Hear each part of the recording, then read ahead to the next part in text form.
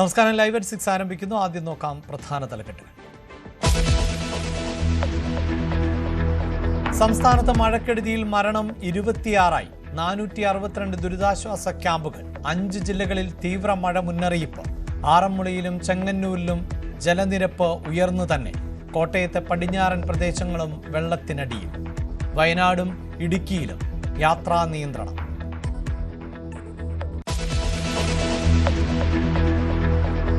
രക്ഷാപ്രവർത്തനത്തിനിടെ മുങ്ങിമരിച്ച രാജേഷിന് കണ്ണീരോടെ വിട നൽകി നാട്.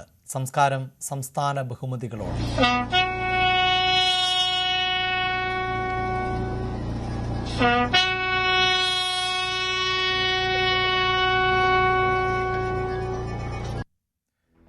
രാജേഷ് കേരളത്തിന്റെ അഭിമാനമെന്ന് മുഖ്യമന്ത്രി. വീടുപണി സർക്കാർ പൂർത്തിയാക്കും.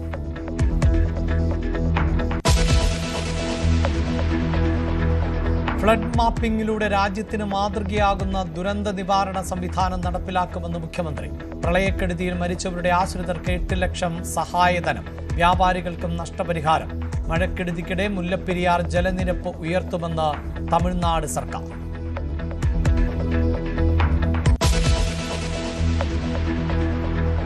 ഹെലികോപ്റ്റർ യാത്രാ വിവാദത്തിൽ വഴുതി മാറി വീണ്ടും മുഖ്യമന്ത്രി.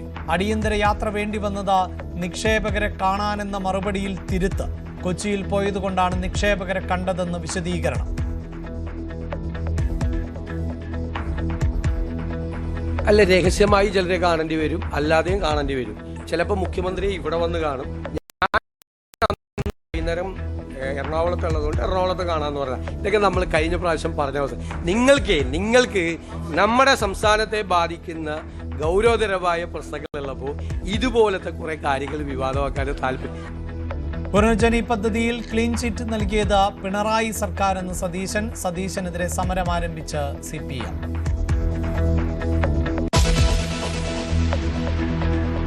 അങ്ങനെ ആർക്കെങ്കിലും ഒരു ബുദ്ധിമുട്ടുണ്ടായിട്ടുണ്ടെങ്കിൽ ഇപ്പോൾ ഞാൻ ഔപചാരികമായിട്ട് പറയുന്നു, ഞാൻ ഖേദം പ്രകടിപ്പിക്കുകയാണ്. ആർക്കെങ്കിലും പ്രശ്നം ഉണ്ടായിട്ടുണ്ടെങ്കിൽ അങ്ങനെ ഉദ്ദേശിച്ചിട്ടില്ല.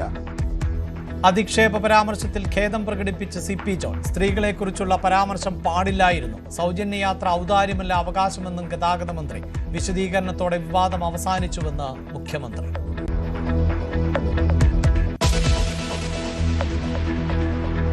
ശബരിമല നെയ്ക്രമക്കേടിൽ അന്വേഷണ സംഘത്തിന്റെ പട്ടിക ഹൈക്കോടതിക്ക് കൈമാറി സർക്കാർ.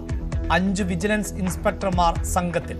1 മാസത്തിനുള്ളിൽ പ്രാഥമിക റിപ്പോർട്ട് സമർപ്പിക്കണമെന്ന് കോടതി.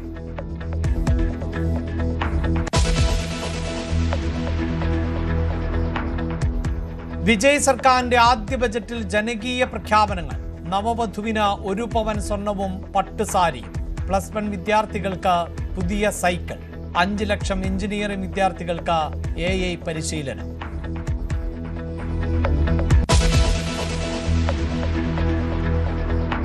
ബംഗാളിലെ മോസ്കുകളിൽ കോളാമ്പി സ്പീക്കറുകൾ നീക്കം ചെയ്ത് സർക്കാർ. നടപടി മുഖ്യമന്ത്രി സുവേന്ദു അധികാരിയുടെ നിർദ്ദേശപ്രകാരം.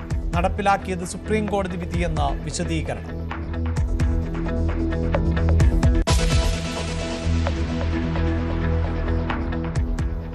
പ്രധാനമന്ത്രിയും ആഭ്യന്തരമന്ത്രിയും എവിടെയെന്ന് പ്രതിപക്ഷം. ഇരുവരുടെയും അസാന്നിധ്യം ഉയർത്തിക്കാട്ടി പ്രതിഷേധം. മണ്ഡല പുനർമൂല്യനിർണയവുമായി കേന്ദ്ര സർക്കാർ മുന്നോട്ട്. സമ്മേളനം നീട്ടിയേക്കും.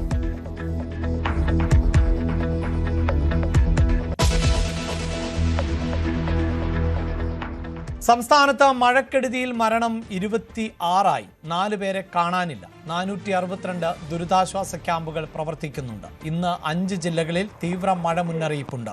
പത്തനംതിട്ട, കോട്ടയം, ഇടുക്കി, കണ്ണൂർ, കാസർഗോഡ് ജില്ലകളിൽ ആണ് ഓറഞ്ച് അലർട്ട്. തിരുവനന്തപുരം, കൊല്ലം ഒഴിച്ചുള്ള ജില്ലകളിൽ യെല്ലോ അലർട്ടുണ്ട്. അടുത്ത ദിവസങ്ങളിലും സംസ്ഥാനത്ത് ശക്തമായ മഴ തുടരും എന്നാണ് മുന്നറിയിപ്പ്.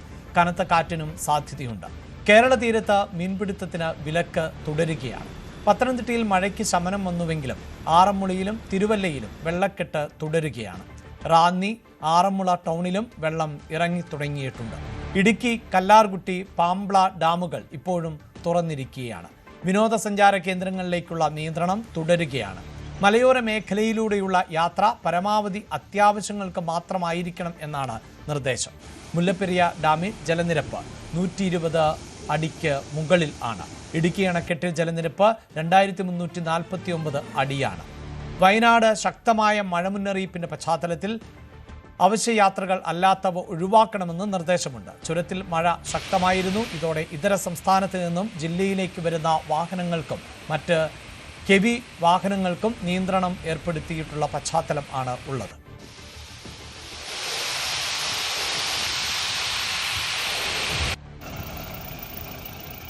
മഴയ്ക്ക് ശമനം വന്നതോടെ കോട്ടയം ആശ്വാസത്തിലാണ്. പാല ഉൾപ്പെടെയുള്ള മേഖലകളിൽ നിന്ന് മുന്നറിയിപ്പ് നിരക്കിന് താഴേക്ക് വെള്ളം ഇറങ്ങിയിട്ടുണ്ട്.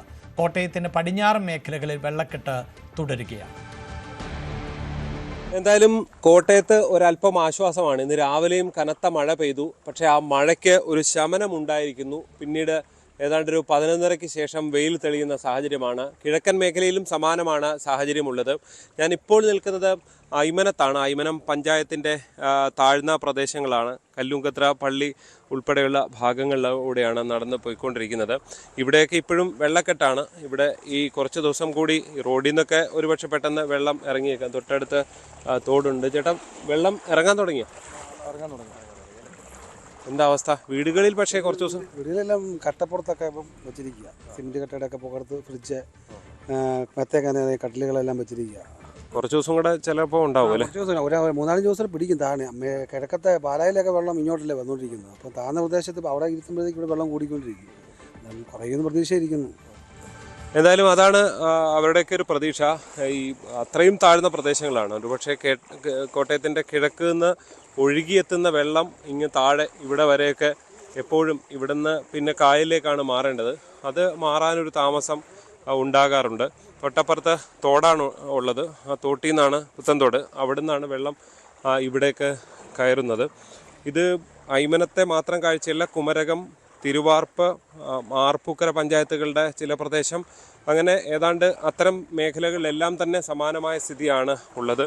എന്തായാലും മഴ മാറി നിൽക്കുന്നു എന്നുള്ളത്, പ്രത്യേകിച്ച് കിഴക്കൻ മേഖലയിൽ പക്ഷേ ഇന്നലെയും ഈ കഴിഞ്ഞ രാത്രി മുതലും മഴയുണ്ടായിരുന്നു. തീക്കോയിലൊക്കെ 60 മില്ലിമീറ്റർ മഴ പെയ്യുന്ന സാഹചര്യമാണ്. പക്ഷേ വെള്ളം ഇറങ്ങി. പാലയിലൊക്കെ മുന്നറിയിപ്പ് നിരപ്പിന് താഴേക്ക് വന്നു. ഈ കോട്ടയത്തിൻ്റെ തൊട്ട് കിഴക്ക് ഇന്നലെയൊക്കെ നമ്മൾ ലൈവ് ചെയ്ത പേരൂരും അങ്ങനെയൊക്കെയുള്ള മേഖലകളിലൊക്കെ അപകട നിലയിൽ നിന്ന് താഴോട്ട് വെള്ളം എത്തിക്കൊണ്ടിരിക്കുന്നു. അപ്പോൾ ഇതാണ് ഇവിടെ ഇതൊരു പൊതുവിതരണ കേന്ദ്രമാണ് സർക്കാരിൻ്റെ. ഇത്തരം കേന്ദ്രങ്ങളിലൊക്കെയും ഇതാണൊരു പ്രതിസന്ധി ഉള്ളത്. ഈ പടിഞ്ഞാറൻ മേഖല, അവിടെ ജനജീവിതം സ്വാഭാവിക നിലയിലാക്കാൻ ഇനിയും ദിവസങ്ങൾ എടുക്കും. തൊട്ടടുത്തുള്ള പാടവും ഒക്കെ നിറഞ്ഞ് കവിഞ്ഞു നിൽക്കുന്ന സാഹചര്യമാണുള്ളത്. പ്രത്യേകിച്ച് കായലിലേക്ക് വെള്ളം വലിയണം, അവിടെ നിന്ന് കടലിലേക്കൊക്കെ പോകണം. അതിനുള്ള ഒരു സമയം എടുക്കും. റോഡിൽ നിന്നൊക്കെ വെള്ളം മാറും. പക്ഷേ വീടുകളിൽ, താഴ്ന്ന പ്രദേശങ്ങളിലെ വീടുകളിൽ 2-3 ദിവസം കൂടെയെങ്കിലും വെള്ളം തുടരാൻ തന്നെയാണ് സാധ്യത. എന്തായാലും കോട്ടയത്തെ സംബന്ധിച്ച് മഴ കുറഞ്ഞു എന്നുള്ളതൊരു ആശ്വാസമാണ്. കോഴിക്കോട് മഴയ്ക്ക് ശമനം വന്നുവെങ്കിലും മഴക്കെടുതി രൂക്ഷമാണ്. വെള്ളം ഇറങ്ങിത്തുടങ്ങിയതോടെ വീടുകളിലേക്ക് ആളുകൾ മടങ്ങിത്തുടങ്ങി. ശുചീകരണ പ്രവർത്തനങ്ങൾ അടക്കം പുരോഗമിക്കുകയാണ്. കോഴിക്കോട് ജില്ലയിൽ കഴിഞ്ഞ ഏതാനും മണിക്കൂറുകളായി മഴയ്ക്ക് ശമനമുണ്ടായെങ്കിലും മഴക്കെടുതി അല്ലെങ്കിൽ മഴയുമായി ബന്ധപ്പെട്ട ദുരിതങ്ങൾക്ക് മാറ്റമില്ലാതെ തുടർന്നു. താഴ്ന്ന പ്രദേശങ്ങളിൽ പലയിടങ്ങളും ഇപ്പോഴും വെള്ളത്തിലുള്ളൊരവസ്ഥയാണ്. ചേട്ടാ, എവിടെ വീട്? എങ്ങനെയുണ്ട് വെള്ളം? എങ്ങനെയുണ്ട് വെള്ളം? വീട്ടിൽ നിന്ന് ഇറങ്ങിയിരിക്കുന്നു. ഇറങ്ങി പൂർണ്ണമായിട്ട് ഇറങ്ങിയോ? വീട്ടിൽ നിന്നൊക്കെ പൂർണ്ണമായോ? ക്ലീനിങ് ഒക്കെ കഴിഞ്ഞോ? അതോ ക്ലീനിങ് ചെയ്തുകൊണ്ടിരിക്കുകയാണ്. ഇത് ഇത്തവണ ഇത്തിരി പെട്ടെന്ന് കയറുകയും ഇറങ്ങാൻ വളരെ താമസം വരികയും 2 ദിവസം പിടിച്ച്. അത് കോരപ്പയിൽ എന്തോ പാലത്തിന്റെ പണിക്ക് മണ്ണ് കുറെ ഇട്ടതുകൊണ്ടാണെന്നാണ് എല്ലാവരും പറയുന്നത്. സാധാരണ ഇത്ര പെട്ടെന്ന് അറിയാറില്ലെന്ന് തോന്നുന്നു അല്ലേ? കുറച്ച് സമയം എടുത്തൊക്കെ ആയിരുന്നു വെള്ളം വന്നുകൊണ്ടിരുന്നത്. അതെ അതെ. ഇറങ്ങാത്തതാണ് ഏറ്റവും വലിയ പ്രശ്നം. സാധാരണ വന്നാൽ അതുപോലെ ഇറങ്ങി പോയനെ അല്ലേ? ഈ പുഴയുടെ ആഴം കുറഞ്ഞതും മണൽ വാരാത്തതും ഒക്കെ മരങ്ങളൊക്കെ ബ്ലോക്കായി കിടക്കുക.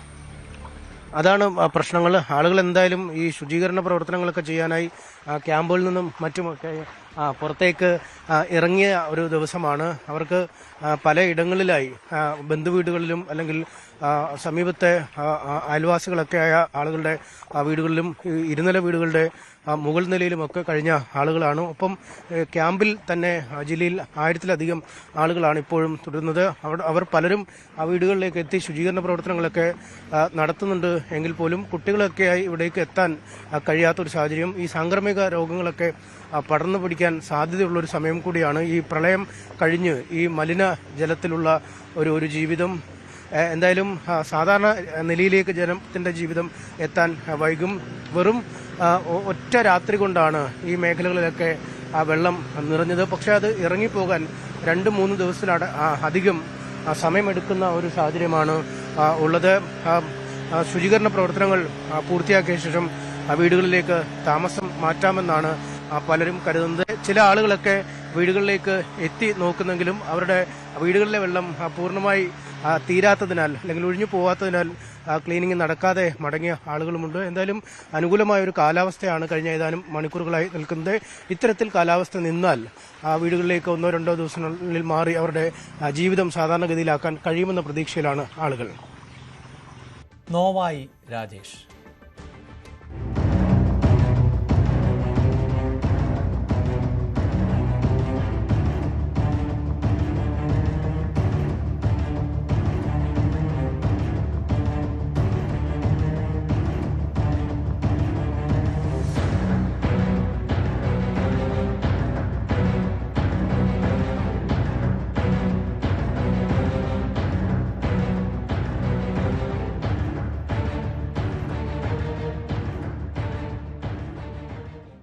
കണ്ണൂരിൽ രക്ഷാപ്രവർത്തനത്തിനിടെ മരിച്ച തിരുവനന്തപുരം സ്വദേശി രാജേഷിന്റെ മൃതദേഹം സംസ്കരിച്ചു. ഔദ്യോഗിക ബഹുമതികളോടെയായിരുന്നു സംസ്കാരം.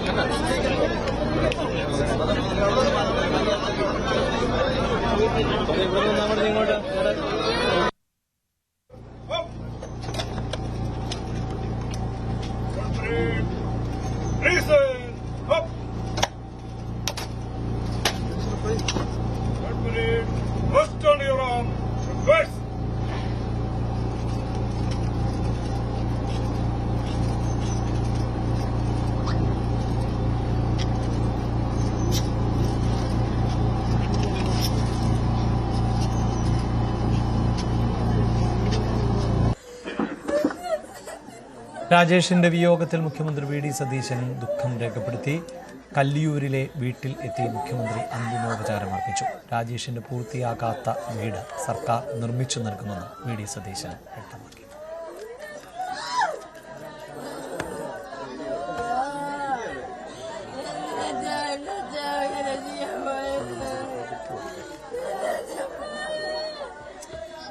കണ്ണൂര് ചെറുപുഴയിൽ പ്രളയജലത്തിൽ ഒറ്റപ്പെട്ടു പോയ ഒരാളെ രക്ഷിക്കാൻ ശ്രമിക്കുന്നതിനിടയിൽ ജീവൻ പൊലിഞ്ഞ തിരുവനന്തപുരം കല്ലിയൂർ സ്വദേശിയും ദുരന്ത രക്ഷാപ്രവർത്തന പരിശീലകനുമായ ആർ രാജേഷിൻ്റെ വിയോഗം വലിയ വേദനാജനകമാണ്. മുൻപും പ്രളയകാലത്ത് ഇദ്ദേഹം ഈ ദുരന്തമുഖങ്ങളിലെല്ലാം രക്ഷാപ്രവർത്തനം നടത്തിയിട്ടുള്ള ഒരാൾക്ക് സ്വന്തം ജീവൻ തണവൽഗണിച്ചാണ് അദ്ദേഹം മറ്റൊരാൾക്ക് ജീവൻ്റെ വെളിച്ചം നൽകിയത്. രാജേഷിൻ്റെ കുടുംബാംഗങ്ങളുടെയും ദുഃഖത്തിൽ പങ്കുചേരുന്നു. അദ്ദേഹത്തിന് സംസ്ഥാനത്തിൻ്റെ ബഹുമതി സ്റ്റേറ്റ് ഓണർ അദ്ദേഹത്തിന് നൽകാൻ തീരുമാനിച്ചിട്ടുണ്ട്. അദ്ദേഹത്തിൻ്റെ പൂർത്തിയാകാത്ത വീട് പൂർത്തിയാക്കി കൊടുക്കാനും ഉള്ള തീരുമാനമെടുത്തിട്ടുണ്ട്. രാജ്യത്തിന് മാതൃകയാകുന്ന ദുരന്ത നിവാരണ സംവിധാനം കേരളത്തിൽ നടപ്പിലാക്കുമെന്ന് മുഖ്യമന്ത്രി. നഷ്ടം നേരിട്ട വ്യാപാരികൾക്ക് ധനസഹായം പ്രഖ്യാപിച്ചു. മന്ത്രിസഭാ യോഗത്തിന് ശേഷമായിരുന്നു പ്രഖ്യാപനം. ഇന്ത്യക്ക് മോഡലായ ഒരു ഡിസാസ്റ്റർ മാനേജ്മെൻറ്റ് റെസീലിയൻസ് പ്രോഗ്രാം കേരളത്തിൽ നടപ്പാക്കും. ക്ലൈമറ്റ് പ്രഡിക്ഷന് ഏറ്റവും ആധുനികമായ സങ്കേതങ്ങൾ, ലോകത്തുള്ള ഏറ്റവും ആധുനികമായ സങ്കേതങ്ങൾ ഉപയോഗിക്കും. ക്ലൈമറ്റ് പ്രഡിക്ഷൻ അതിൻ്റെ വാർണിംഗ് സിസ്റ്റം ഇഫക്റ്റീവ് ആക്കും.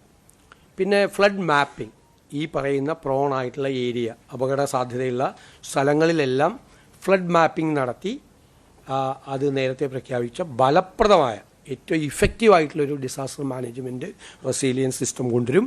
സംസ്ഥാനത്ത് ദുരന്ത മുന്നറിയിപ്പുകൾ നൽകുന്നതിൽ വലിയ പാളിച്ചകളുണ്ട്, വീഴ്ചകളുണ്ടായെന്ന വിമർശനം ശക്തമാണ്. ഇപ്പോൾ ഈ പ്രളയ സമാന സാഹചര്യം ഉണ്ടായപ്പോൾ പോലും അത് തിരിച്ചറിയാൻ കഴിയാതെ പോയതാണ് അതിൻ്റെ ആഘാതം കൂട്ടിയെന്ന വിമർശനം ഉയർന്നു വന്നു. ആളുകൾ ഈ വെള്ളം കയറിയ ശേഷമാണ് പലപ്പോഴും ഇങ്ങനെ വലിയൊരു ദുരന്തം വരാൻ പോകുന്ന അറിയിപ്പ് അവർക്കുണ്ടായത്. അതുകൊണ്ട് തന്നെ അവരെ ഒഴിപ്പിക്കാനോ അല്ലെങ്കിൽ അവരുടെ വീടുകളിലെ വിലപിടിപ്പുള്ള സാധന സാമഗ്രികൾ മാറ്റാനോ പോലും കഴിയാതെ പോയി എന്ന വിമർശനം ശക്തമാണ്. ആ സാഹചര്യത്തിലാണ് സർക്കാർ ദുരന്ത മുന്നറിയിപ്പ് സംവിധാനങ്ങളിൽ പൊളിച്ചെഴുത്തിന് തയ്യാറെടുക്കുന്നത്.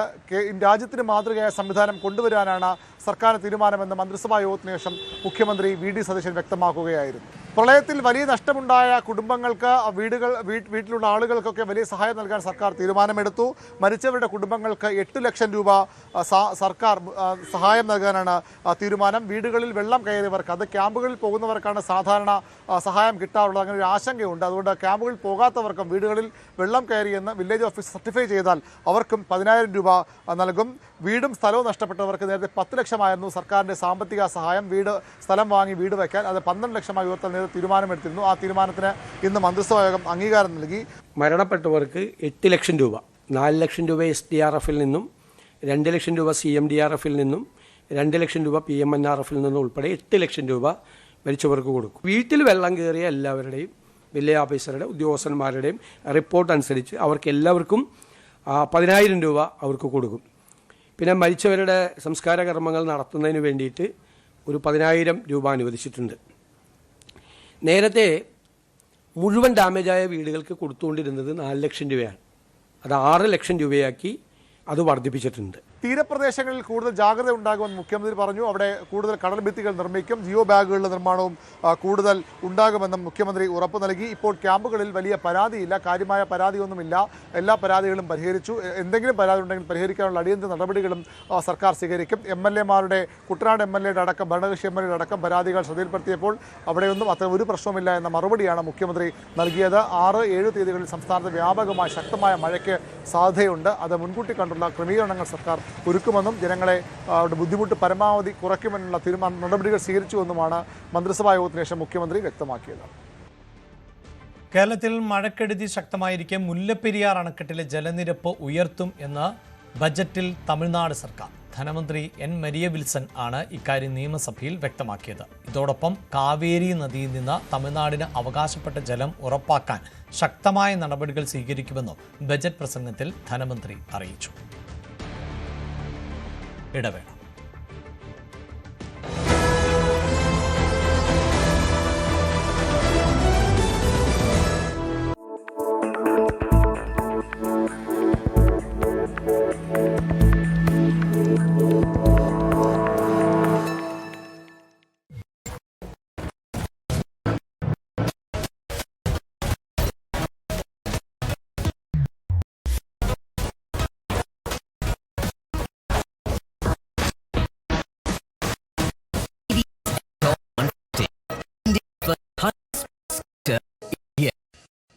മഴ പെയ്യുന്ന ഒരു സായാഹ്നം, ഹൈവേയിലൂടെ സുഖകരമായ ഒരു യാത്ര.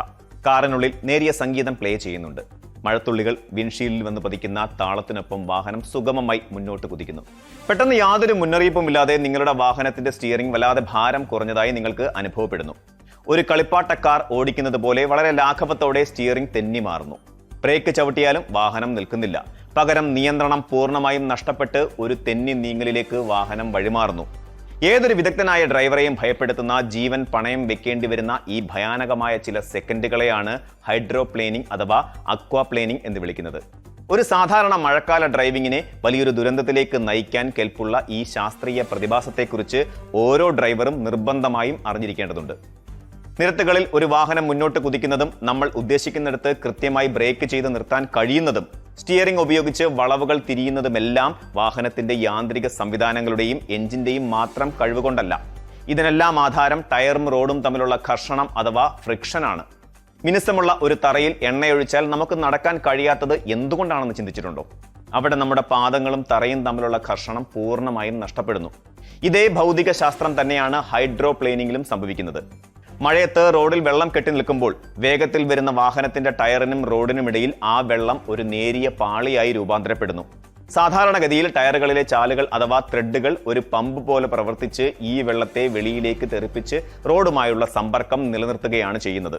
എന്നാൽ വേഗത കൂടുമ്പോൾ ഈ പമ്പിംഗ് പ്രക്രിയ പരാജയപ്പെടുകയും കാര്യങ്ങൾ കൈവിട്ട് പോവുകയും ചെയ്യുന്നു. വാഹനത്തിന്റെ വേഗത ഒരു നിശ്ചിത പരിധി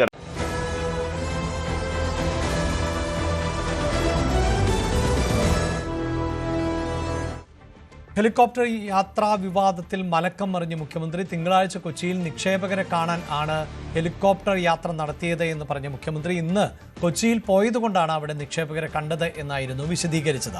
ചിലരെ രഹസ്യമായും അല്ലാതെയും കാണേണ്ടി വരും, ചിലർ കാണാൻ ഇവിടെയും വരും. അന്ന് കൊച്ചിയിൽ എത്തുന്നതുകൊണ്ടാണ് അവിടെ വെച്ച് കാണാൻ തീരുമാനിച്ചത് എന്നും വി.ഡി. സതീശൻ പറഞ്ഞു.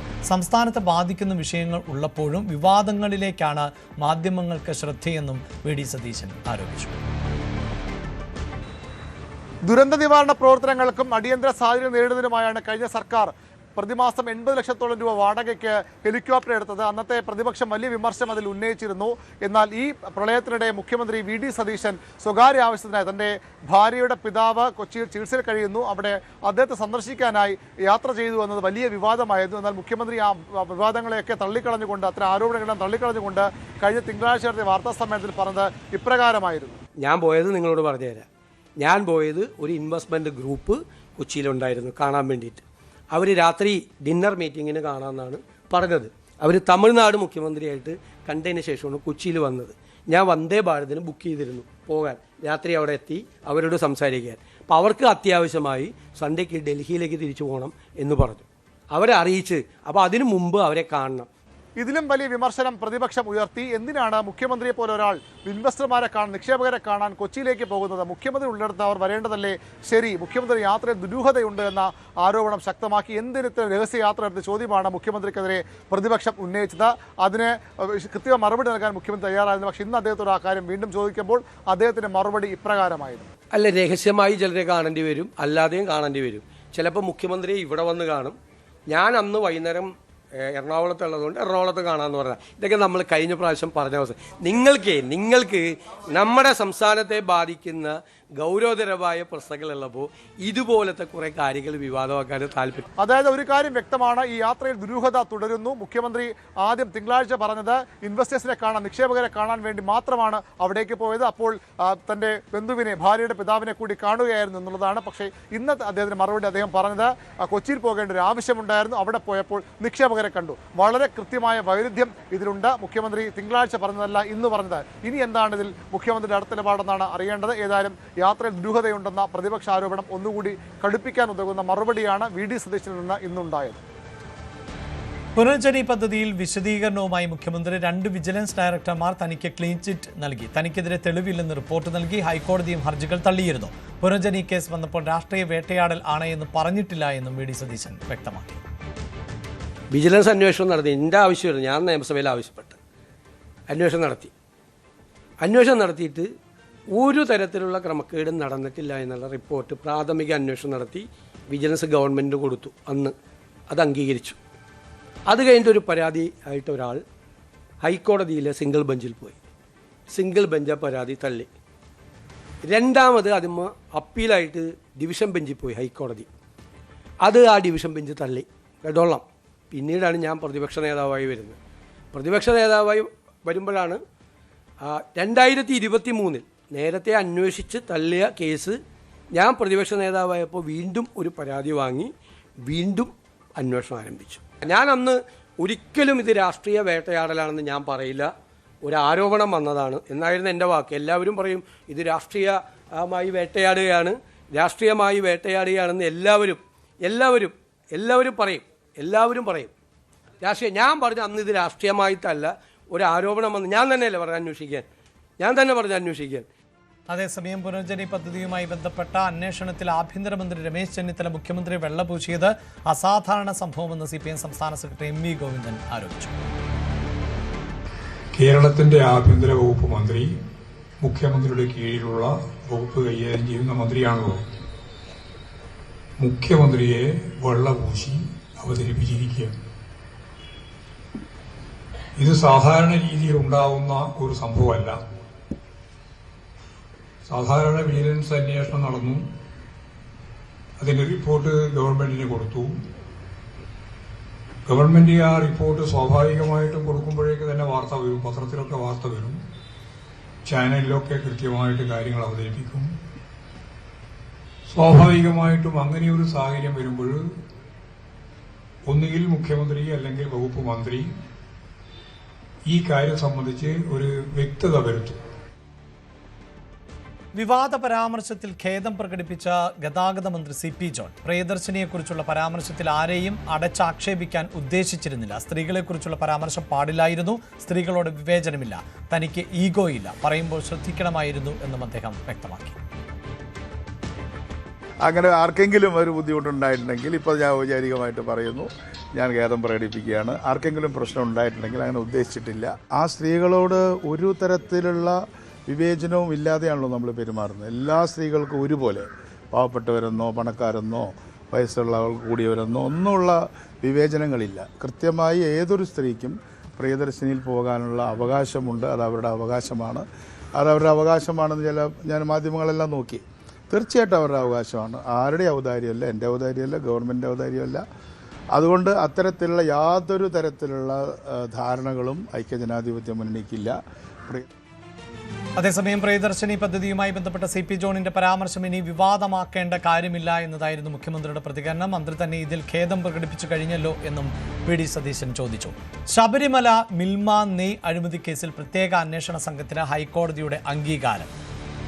SP MJ സോജന്റെ നേതൃത്വത്തിലുള്ള SIT പട്ടികയാണ് ഹൈക്കോടതി അംഗീകരിച്ചത്. വിജിലൻസ് DYSP CH ഹരിയാണ് അന്വേഷണ ഉദ്യോഗസ്ഥൻ. 4 വിജിലൻസ് ഇൻസ്പെക്ടർമാരും അന്വേഷണ സംഘത്തിൽ ഉണ്ട്. ശബരിമല മിൽമ നെയ് വിതരണവുമായി ബന്ധപ്പെട്ട ക്രമക്കേടുകളിലെ പരാതികൾ ആണ് SIT അന്വേഷിക്കുക. കേസുമായി ബന്ധപ്പെട്ട രേഖകളും സാമ്പത്തിക ഇടപാടുകളും ഉൾപ്പെടെ എല്ലാ വശങ്ങളും സംഘം പരിശോധിക്കും. അന്വേഷണം വേഗത്തിൽ പൂർത്തിയാക്കി 1 മാസത്തിനുള്ളിൽ പ്രാഥമിക റിപ്പോർട്ട് സമർപ്പിക്കണമെന്ന് ഹൈക്കോടതി SITക്ക് നിർദ്ദേശം നൽകി. ഇതോടെ ശബരിമല മിൽമ നെയ് അഴിമതി കേസിന്റെ അന്വേഷണം നിർണായക ഘട്ടത്തിൽ എത്തിയിരിക്കുകയാണ്.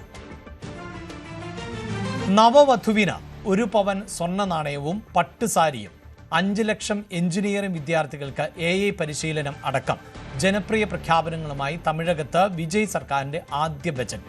സർക്കാർ എയ്ഡഡ് സ്കൂളുകളിലെ +1 വിദ്യാർത്ഥികൾക്ക് പുതിയ സൈക്കിളിനൊപ്പം ഹെൽമറ്റും വാട്ടർ ബോട്ടിലുമാണ് വാഗ്ദാനം. പൊതുവിദ്യാഭ്യാസത്തിനായി 44,527 കോടി രൂപ അനുവദിച്ചു. ടെൻഡർ നടപടികൾ സുതാര്യമാക്കും എന്നും പ്രഖ്യാപനമുണ്ട്. കർഷകരെ ഭൂ ഉടമകളാക്കി മാറ്റുകയെന്ന ലക്ഷ്യത്തോടെ അവർക്ക് സാമ്പത്തിക സഹായം നൽകുന്ന മണ്ണിൻ മകൾ പദ്ധതിയിൽ സ്ത്രീകൾക്ക് മുൻഗണന നൽകുമെന്നും ബജറ്റ് പ്രഖ്യാപനത്തിലുണ്ട്. ഉത്തർപ്രദേശിന് പിന്നാലെ പശ്ചിമ ബംഗാളിലെ മോസ്കുകളിൽ നിന്ന് കോളാമ്പി സ്പീക്കറുകൾ നീക്കം ചെയ്തു. ദേവാലയങ്ങളിൽ നിന്ന് അമിത ശബ്ദമുണ്ടാക്കുന്ന സ്പീക്കറുകൾ നീക്കം ചെയ്യണമെന്ന സുപ്രീം കോടതി വിധിയുടെ അടിസ്ഥാനത്തിലാണ് നടപടി. പകൽ സമയം 55 ഡെസിബിലും രാത്രി 45 ഡെസിബിലും ആണ് അനുവദിച്ചിട്ടുള്ള ശബ്ദപരിധി. പള്ളികളിൽ നിന്നുള്ള ബാങ്ക് വിളി ഇതിലും ഉയർന്ന ഡെസിബൽ ഉണ്ടായിരുന്ന സ്ഥലങ്ങളിലെ കോളാമ്പി സ്പീക്കറുകൾ ആണ് മാറ്റിയത്. സുപ്രീം കോടതി ഉത്തരവ് നടപ്പാക്കുമെന്ന് അധികാരത്തിലെത്തിയപ്പോൾ തന്നെ ബംഗാൾ മുഖ്യമന്ത്രി സുവേന്ദു അധികാരി വ്യക്തമാക്കിയിരുന്നു. ഇത് സംബന്ധിച്ച് പോലീസിന് നിർദ്ദേശവും നൽകി. പോലീസ് ഇടപെട്ടാണ് കഴിഞ്ഞ ദിവസങ്ങളിൽ ബംഗാളിലെ മോസ്കുകളിൽ നിന്ന് കോളാമ്പി സ്പീക്കറുകൾ നീക്കിയത്. മാസങ്ങൾക്ക് മുമ്പ് തന്നെ ഉത്തർപ്രദേശിലെ മോസ്കുകളിൽ നിന്ന് കോളാമ്പി സ്പീക്കറുകൾ നീക്കിയിരുന്നു. ഇന്നത്തെ സ്വർണ്ണം വെള്ളി നിരക്ക്. കവിത ഗോൾഡ് ആൻഡ് ഡയമണ്ട്സ് ഇന്നത്തെ സ്വർണ്ണം വെള്ളി നിരക്കുകൾ നിങ്ങൾക്കായി സമർപ്പിക്കുന്നത് Kavitha gold and diamonds, the versatile jewellery. സ്വർണം ഗ്രാമിന് 13,360 രൂപ, പവൻ 1,06,880.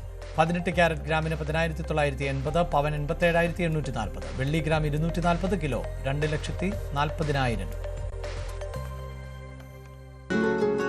കവിത ഗോൾഡ് ആൻഡ് ഡയമണ്ട്സ് ഇന്നത്തെ സ്വർണ്ണം വെള്ളി നിരക്കുകൾ നിങ്ങൾക്കായി സമർപ്പിച്ചത് Kavitha gold and diamonds, the versatile jewellery. Live 6 പൂർണ്ണമാകുന്നു. നമസ്കാരം.